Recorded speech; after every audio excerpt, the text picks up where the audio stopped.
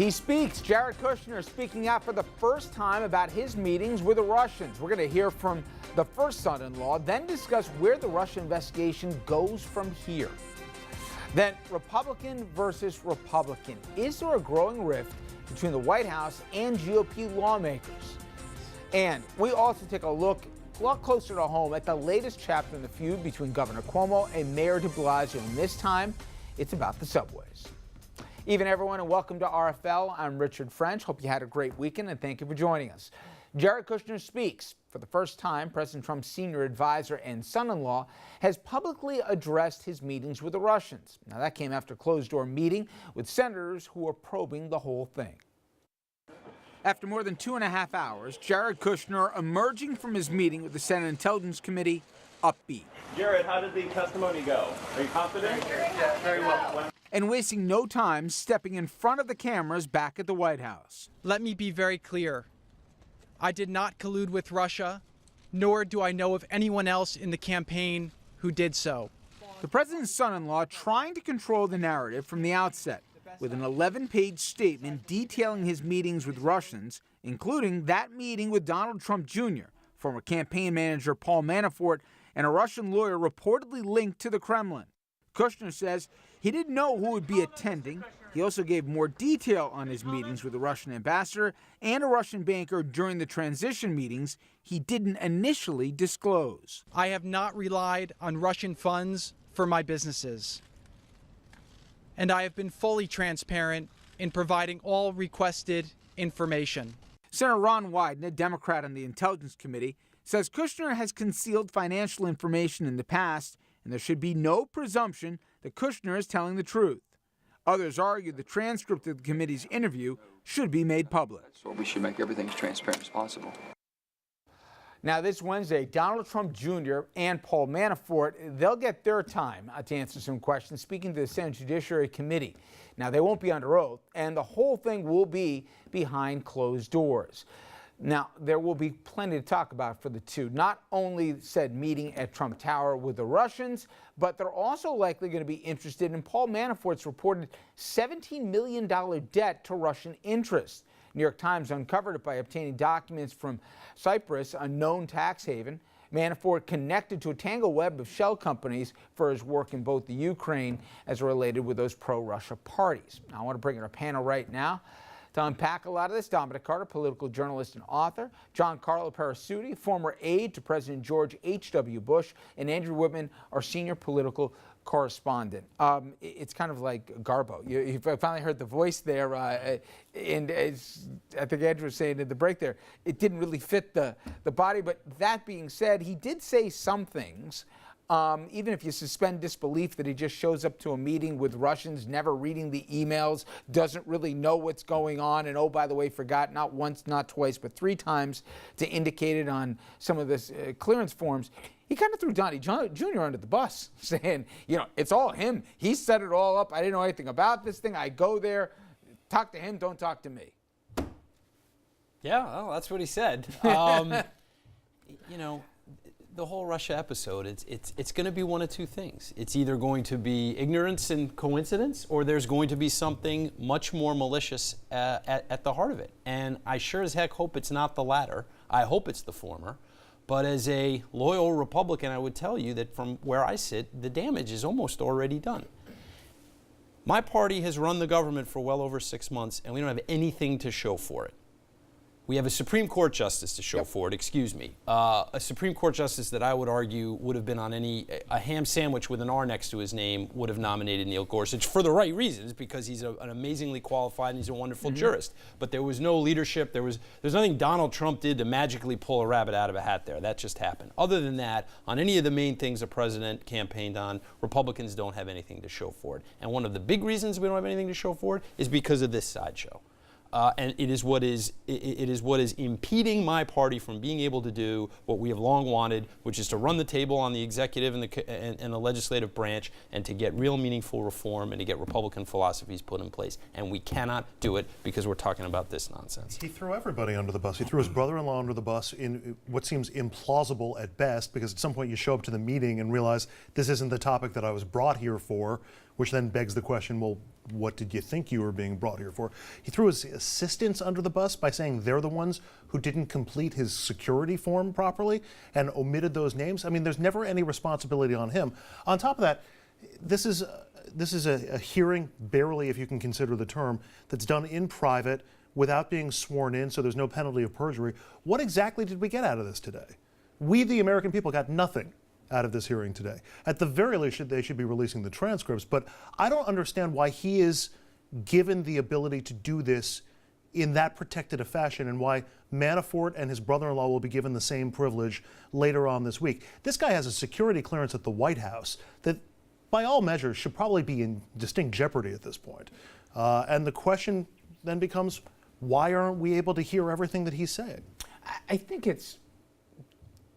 I don't think today moves the needle one way or the other. At the end of the day, Bob Mueller's going to have his investigation, and he's going to go forward with it. He can do what he did. He did his 11-page prepared statement here, but Mueller's going to have his day. It's just if there's inconsistencies between the various, even, closed-door sessions here, that maybe that will transfer, and maybe that'll be. I mean, certainly it's gone according to form. They can't get the story straight here, so that's been a problem. But for me, the story over the weekend that was just shocking was, we talked about it a little bit on Friday, the president investigating pardoning. Can you pre-pardon? Who can you do it, who you can't? We'll have the attorneys to talk about this Wednesday. But basically, you can pardon a whole bunch of folks but yourself. So the idea here, these different factions that are starting to emerge, and we would know a lot of the story if the people within the White House weren't turning on one another. It's not a good look right now at the Oval. Well, number one, Richard, for us to believe that the president just thought about possible pardons is ridiculous. That sets up a scenario of, he said prior to the election to himself, I know I got Russia as a problem. Let me get elected. Once I'm the president, it doesn't matter what they come up with, I can pardon. And even speculating about him pardoning himself. The only thing I take exception with what's been said is that the point has been made that the president's son-in-law threw everybody under the bus. Let's keep in mind, this is no joke. And at the end of the day, he could be looking at prison. And so in the back of his mind is the fact that his father actually went to jail. And so he's got to do what's in his best interest. And I don't think we can blame him for that. But with that said, it's clear that at this point he should not have a security clearance. And it's also clear that he has no credibility. Those disclosure forms. Okay, can I change my federal disclosure form? Can I change them 3 times? Oh, I forgot. Oh, my assistant. Can I do that? Well, can anybody else do that? It's one or the other for me, Color, which is, my God, it's just a game that can't shoot straight. They can't get their act together, which is stunning. But you've gone through this when you've had to do good clearance forms. Nobody takes this as a lighthearted lark. You remember if you met with Russians, you put it on paper. There's a reason they didn't come forward with it, in my estimation, is they were hiding something. This past November, America made a decision, and that decision was, we want someone in this job that's never been in the game before. And every single day since Inauguration Day, we've been reminded that this gang has had no experience doing what they're doing because they're stepping on themselves every move that they make. But we agree, it's charitable to say they were forgetting. To go through and put it down, you've had to do this. I've had to do this for a friend who went through. Nobody omits stuff when you're meeting Russians under pretenses of dirt, of Hillary. I mean, come on. There's a reason they didn't put it down. I'm the last person at this table and one of the last people in the country that's going to defend Donald Trump and his ilk and the folks that are running the country right now.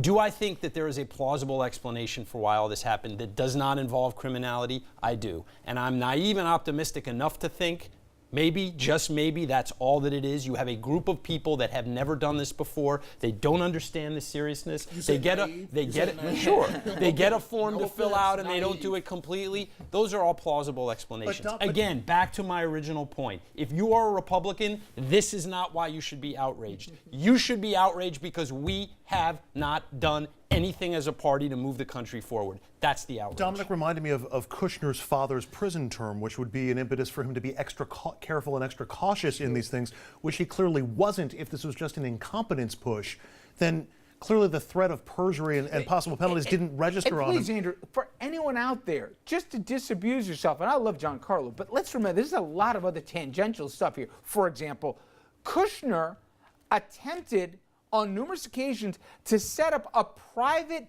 basically, line of communication here with the Russians. This was even after the election.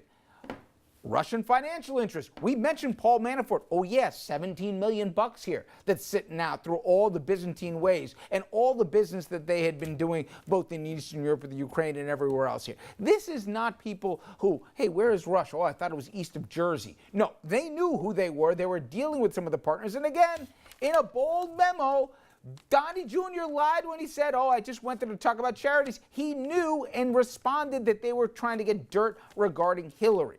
My point is, we're at the beginning. I don't think today moved the ball one way or the other in any way. But there's a second part to this, and that is what will legislators, more specifically Republicans, do?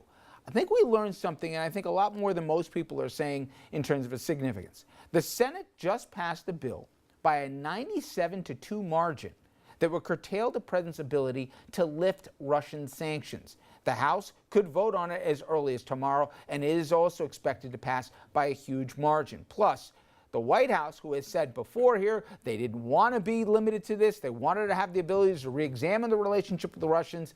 I think they're writing on the wall here, and they're signaling that they will sign it. And Andrew, this is a major change from where they were a month ago. The president is the only one still who is not acknowledging.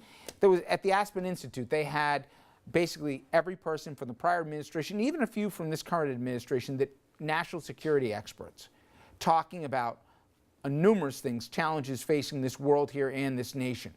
But they got into, obviously, what has happened here in the past year and Russia's attempts and successes here in impacting our recent election. Nobody had any doubts, including Mike Pompeo, the CIA director appointed by Trump. They all said it was completely the Russians. Everyone is saying that except for our sitting president. And now we have the Congress, I believe, making a point, maybe saving the president from himself. You can't touch these sanctions. You have to go through us if you're going to do anything different right now. Yeah, there's a bit of a standoff here because congressional leaders want these sanctions put in place, and they're not hugely significant sanctions, but it's a step that locks the president out of it. And the president has a reasonable defense against this by saying, you know, what if they capitulate on certain things? What if they give up Ukraine and they give up Crimea? I should be able to turn the sanctions around on them. And he's got a legitimate point on that. Make the executive authority argument. Which too. is, yes, but these are, this is power and levers that previous presidents have had. But if he's giving up the fight on this, that gives you an idea that he's done the head count and he doesn't feel he has enough support in Congress. This really is a showdown between congressional leadership and the president, because congressional leadership would not let this thing go and embarrass the president if they didn't feel strongly about it and if they didn't want to put the president in check. And also, if they weren't worried enough, Giancarlo, that the president would do this. I mean, and he's already indicated, remember about the embassies, remember at the consulate. I mean, my God, think about this. In a sense, Republicans are trying to save their president from himself with this. And they don't want the baggage, Dominic, come next fall. Correct. And they're also setting up the issue that you have raised consistently of when will Republicans start standing up to Trump? Well, you're watching it now. And I think this is going to be a domino effect where eventually, it may take a while, but it's either going to be sink or swim for the party. Either they're going to go down with them because things are not looking good. But they're hedging their bets here, Giancarlo. Well, there is. To me, there's a line in the sand, and that line in the sand is named Robert Mueller. If for whatever reason, for whatever ill-advised reason, the President of the United States gets it into his head that he's going to fire Robert Mueller, that is where I predict you will see Republicans starting to jump ship in droves. Because that is when we would be on the verge of a true constitutional crisis, in my opinion. Imagine if the president vetoes the sanctions bill. Will you get Republican leadership in the House and Senate whipping votes for an override of the president? The reason why I think we already know the answer, Andrew, is they could have given cover to a bunch of Republicans.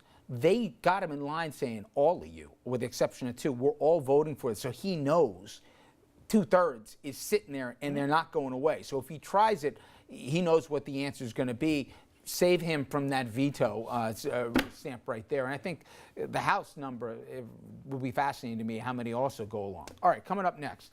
President Trump once again went after fellow Republicans. The question is, and we just touched on it now, How long will this last here, and who has the upper hand at this point? Some interesting signposts on this. We'll get into that conversation straight ahead.